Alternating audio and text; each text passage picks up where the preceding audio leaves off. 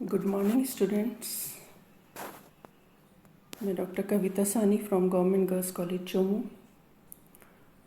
पिछली क्लास में हमने पोल्ट्री कीपिंग के अंतर्गत मुर्गियों के लिए बनाए जाने वाले शेड्स, उनके हाउसेस और उनकी ब्रीड्स, कौन कौन सी किस्में पाई जाती हैं, डिफरेंट किस्मों के बारे में पढ़ा था। आज हम पढ़ेंगे ब्रीडिंग के लिए, प्रजनन के लिए किस तरीके से हमें चुनाव करना चाहिए मुर्गियों का, किस तरह की मुर्गियां लेनी चाहिए। तो पोल्ट्री में ब्रीडिंग कराने के लिए जो मुर्गियों का चुनाव करते हैं तो कुछ बातों का हमें ध्यान रखना होता है। हमें बड़ी और अच्छी किस्म की मुर्गियों का चुनाव करना चाहिए। कमज़ोर दिखने वाली या बीमार दिखने वाली मुर्गियों का चुनाव नहीं करना चाहिए या ऐसी मुर्गियों को ब्रीडिंग के लिए नहीं लेना चाहिए। अच्छी क्वालिटी होनी चाहिए, वैरायटी भी अच्छी होनी चाहिए और मुर्गी हेल्दी भी होनी चाहिए। 2 साल की आयु वाली जो मुर्गियां हैं उनको ब्रीडिंग के लिए लिया जा सकता है, और जो मुर्गा है वो अगर 1 साल का है, उसकी आयु है, या 1 ईयर ओल्ड मुर्गा जो है उसे लिया जा सकता है। इसके अलावा जो मेल फाउल लेते हैं वो उसकी फैमिली डिफरेंट होनी चाहिए फ्रॉम द हैन। जिस मुर्गी से उसको मेट कराना है उससे उसकी फैमिली अलग होनी चाहिए। और इसके अलावा मुर्गी जिसको ब्रीड करा रहे हैं तो उसका इस बात का ध्यान रखना चाहिए कि जिस मुर्गे से मेट कराना है, जिस कॉक से मेट कराना है, वो सुपीरियर क्वालिटी का होना चाहिए। और सक्सेसफुल ब्रीडिंग के लिए, अच्छे से ब्रीडिंग हो जाए, इस बात के लिए ध्यान रखना चाहिए कि ये जो ब्रीडिंग के लिए काम में ले रहे हैं मुर्गियां, इनको न्यूट्रिटिव फूड देना चाहिए, अच्छी किस्म का भोजन देना चाहिए। और ब्रीडिंग के लिए जो कॉक सेलेक्ट करते हैं उसका साइज़ अच्छा होना चाहिए, बोन्स स्ट्रॉन्ग होनी चाहिए, फ्लैश काफ़ी ज़्यादा मात्रा में होना चाहिए, ब्रॉड चेस्ट का वो होना चाहिए। जो ब्राइट कलर के मुर्गे होते हैं और जो एक्टिव होते हैं, हेल्दी होते हैं, एनर्जेटिक होते हैं, उन्हीं मुर्गों का चुनाव करना चाहिए। और मुर्गी को इस बात का ध्यान रखना चाहिए कि मुर्गी जो हम ले रहे हैं या हैन जो ले रहे हैं उसकी एग लेइंग कैपेसिटी अच्छी होनी चाहिए, यानी कि वो ज़्यादा मात्रा में अंडे देती हूँ। वैसे तो इस बात का ध्यान रखना चाहिए कि हैन जो है उसको केवल एक ही मुर्गी से मीट कराया जाए और मैक्सिमम 4 तक करा सकते हैं, इससे ज़्यादा मुर्गों से उसकी मीटिंग नहीं कराई जानी चाहिए। तो क्रॉस ब्रीडिंग इनमें करानी चाहिए। और क्रॉस ब्रीडिंग के लिए जो फर्स्ट क्रॉस कराते हैं दोनों में, वो प्योर हैन और प्योर कॉक का होता है, तो उससे अच्छी अंडे देने वाली मुर्गियाँ प्राप्त होती हैं। अब बेस्ट वैरायटी का जब हम चुनाव कर रहे हैं तो जो ब्राइट कलर के कॉम्ब वाली मुर्गियां होती हैं वो थोड़ी ज़्यादा अच्छी होती हैं। जो डल हो, मुरझाई भी सी या लेजी सी, आलसी सी दिखें, एक्टिव ना हो, उन मुर्गियों को नहीं लेना चाहिए। इसके अलावा वो मुर्गी जिसकी कि पेल्विक बोन जो है वो अच्छी हो, चौड़ी हो, तो उस तरह की वैरायटी अच्छी मानी जाती है। अब इनमें चुनाव करते हैं, मीटिंग कराई जाती है, उसके बाद मुर्गी के अंडे दिए जाते हैं। अंडे जो दिए जाते हैं मुर्गी के द्वारा वो फरवरी से अगस्त के बीच में दिए जाते हैं और फिर उनमें मोल्टिंग होती है। मोल्टिंग जो है, मोल्टिंग के दौरान मुर्गी अपने पुराने पंख जो है वो झाड़ देती है और उसमें फिर नए फीदर से नए पंख आ जाते हैं वापस। और मुर्गी जो अंडे देती है और उसमें जो मोल्टिंग होती है उसमें भी एक रिलेशन होता है कि ज़्यादा अंडे देने वाली मुर्गी जो होती है उनमें मोल्टिंग देर से होती है लेकिन कंप्लीट जल्दी हो जाती है, और जो कम अंडे देने वाली मुर्गी होती है उसमें मोल्टिंग लेट शुरू होता है और लंबे समय तक चलता है। तो इन बातों का हमें ध्यान रखना चाहिए। कुछ मुर्गियाँ ऐसी भी होती हैं जो अंडे अक्टूबर से जनवरी के बीच में देती हैं। जो बेस्ट टाइम है, उचित टाइम अंडे देने का, वो वैसे तो खैर क्लाइमेट पे डिपेंड करता है, किस तरह की क्लाइमेट है वहाँ की, लेकिन रेनी सीज़न जो है वो बेस्ट टाइम है अंडे देने के लिए, क्योंकि इस समय बहुत अच्छी मात्रा में फूड अवेलेबल होता है, ग्रीनरी बहुत होती है और एनिमल फूड भी अवेलेबल होता है और ग्रीन फूड भी अवेलेबल होता है, और जो प्लांट्स हैं, ट्रीज और श्रब्स बहुत अच्छे से ग्रो करे हुए होते हैं, तो प्रॉपर शेल्टर और प्रोटेक्शन उनको मिल जाता है। तो इस सीज़न में जो चिक डेवलप होते हैं वो तेज़ी से ग्रो करते हैं और अच्छा साइज़ उनका हो जाता है, और उसके अलावा फिर आगे वो जो विंटर सीज़न आता है उसमें भी इजीली सरवाइव कर जाते हैं। तो इस तरीके से इन बातों का ध्यान रखना चाहिए, और जो अंडे हैं उनको हैवी रेन से बचाना भी ज़रूरी है, क्योंकि उससे अंडे फूटने का डर रहता है। अब जो अंडे दे दिए मुर्गियों ने, उसमें से अच्छी क्वालिटी के, क्योंकि आगे हमें चिक प्राप्त करने हैं, तो अंडों का फिर से सिलेक्शन करना पड़ता है, कौन से अंडे लिए जाने चाहिए इस पर्पज़ के लिए, तो उसके लिए अंडों का सिलेक्शन होता है। तो जो बेस्ट अंडे हैं वो इस पर्पज़ के लिए सेलेक्ट किए जाने चाहिए।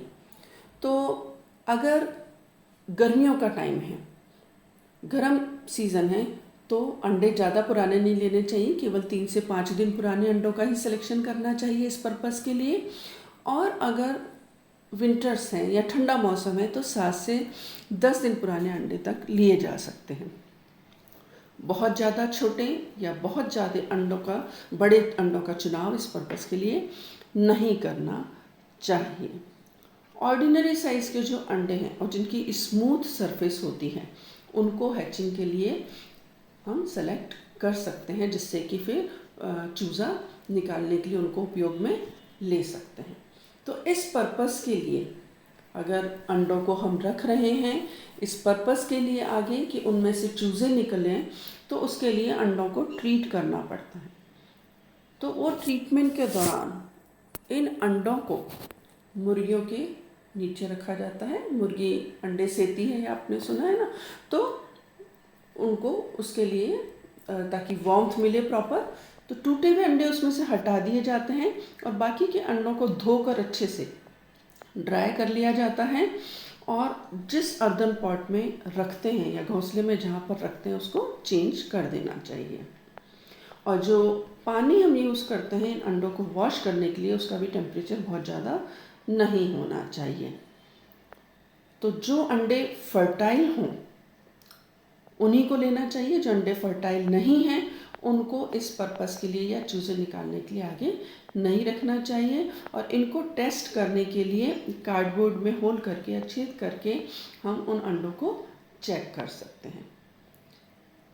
अगर बहुत तेज़ लाइट के अगेंस्ट हम इनको चेक करेंगे, देखेंगे, तो जो अंडे डार्क कलर के दिखते हैं और सेंटर में कुछ फ्लोटिंग ऑब्जेक्ट हमें दिखता है, इसका मतलब वहाँ पे एम्ब्रियो का डेवलपमेंट हो रहा है, उसको हैचिंग के लिए हम रख सकते हैं। और जो अंडे ट्रांसपेरेंट होते हैं, इसका मतलब वो इनफर्टाइल हैं, उनको एज अ एग ही यूज़ करने के लिए रख देते हैं।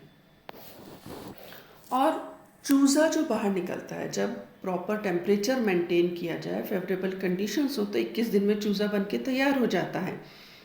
और अब जो चूज़ा बाहर निकलता है, जो चिकन्स बाहर आते हैं, उनको 30 से 36 घंटे तक वो कोई फूड नहीं लेते हैं, और इस दौरान उनको मदर के साथ ही रखना ज़रूरी होता है। कम से कम 24 घंटे तक उनको मदर के साथ ही रखना ज़रूरी होता है।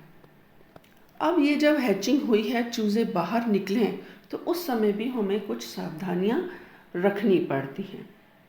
अब इस समय हमें ये ध्यान रखना है कि मुर्गी जो हमने रखी है या सेट करी है, वो जहाँ पर रखी है वो थोड़ी सी सेमी डार्क प्लेस हो, थोड़ा सा हल्का सा अंधेरा हो और वेल वेंटिलेटेड हो, हवा पूरी वहाँ पर आनी चाहिए। और एक बार में 7 से 8 अंडों को एक साथ नहीं रखना चाहिए। और ये भी ध्यान रखना चाहिए कि जब मुर्गी को अंडे सेने के लिए रख रहे हैं हम, तो वो मुर्गी में कोई बीमारी तो नहीं है, कोई इंसेक्ट्स तो नहीं है, तो वो मुर्गी इंसेक्ट फ्री होनी चाहिए। और मुर्गी रेगुलर फूड ले, इस बात का भी ध्यान रखना चाहिए। अब ये जो चूज़े बाहर निकले हैं उनका हमें आगे केयर करनी पड़ती है, उनका ध्यान रखना पड़ेगा। तो उनके लिए भी हमें प्रॉपर मैनेजमेंट करना चाहिए, उनकी क्या क्या उनकी ज़रूरतें हैं उसका हमें ध्यान रखना चाहिए।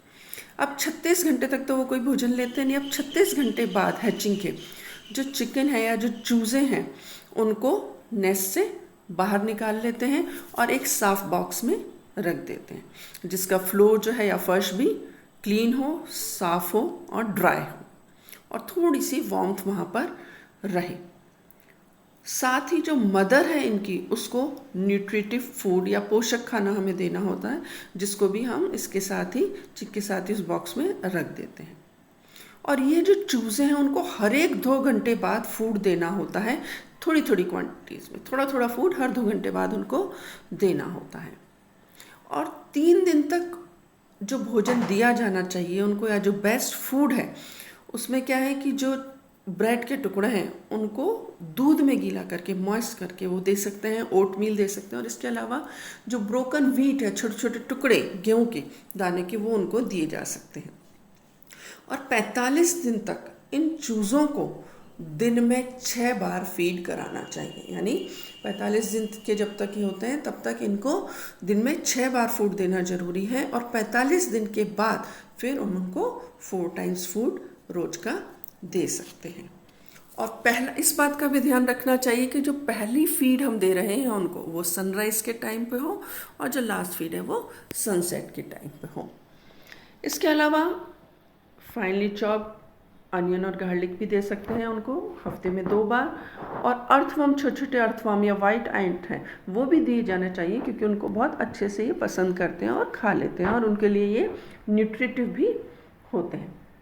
और 3 महीने के बाद उनको ऑयल केक भी दिया जा सकता है, दिन में 1 बार ऑयल केक दे सकते हैं। पानी का भी हमें ध्यान रखना है, साफ पानी चिकन्स के लिए रखा जाना चाहिए, और उस पानी में हम थोड़ी मात्रा में पोटेशियम परमैंगनेट भी डाल सकते हैं, जिससे कि बैक्टीरिया या इन्फेक्शंस का डर उनमें नहीं रहता। तो इस तरीके से चूज़े जो नए बने हैं, निकले हैं, उनका ध्यान रखना पड़ता है, उनके फूड का ध्यान रखना चाहिए।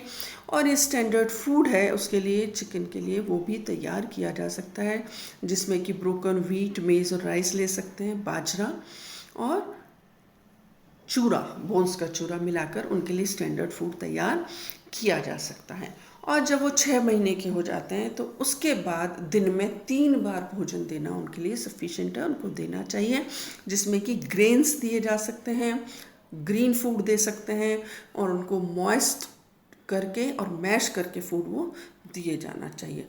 और 3 टाइम जो फूड देना है वो मॉर्निंग में, यानी सुबह, दोपहर और शाम को। तो इस तरीके से ये सब बातों का ध्यान रखते हुए अच्छी क्वालिटी के अंडे और अच्छी क्वालिटी का फ्लैश वाले हैन हम प्राप्त कर सकते हैं।